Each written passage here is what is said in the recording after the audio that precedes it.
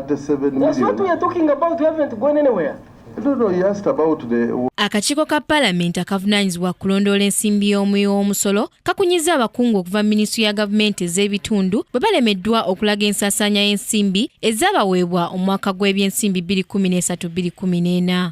Abakungu balemeddwa okulaga ensaasaanya y'ensimbi ezikunukkiriza mu buwumbi 2 ekiviiriddeko ababaka okulya mu ntama ne bategeeza nga bwe balina okuzizza. Do you have this money reflected in your policy statement? So that we can ask you other questions. Just do that, yes or no.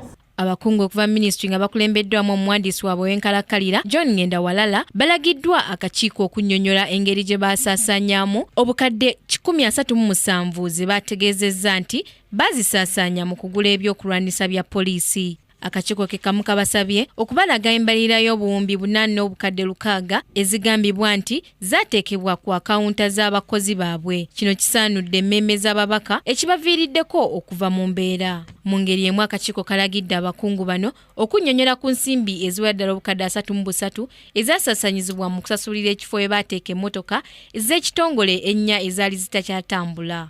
Only 4 vehicles. Can we get those details, please? Now, I can take my car to the parking along Kampala Road, out of Parliament. I will not pay 10,000 a day. I will not.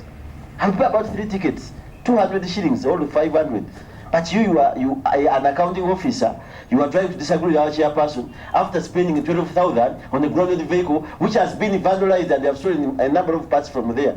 Wano ababaka we basinzidde ne bategeeza abakungu ba ministry ya gavumenti z'ebitundu nti bateekeddwa okusasula ensimbi zonna ezaabuzibwawo. So tulimba nti bakwata obukadde 137 bagule ebyuma ebirwanyisa omuliro ne babiwa poliisi.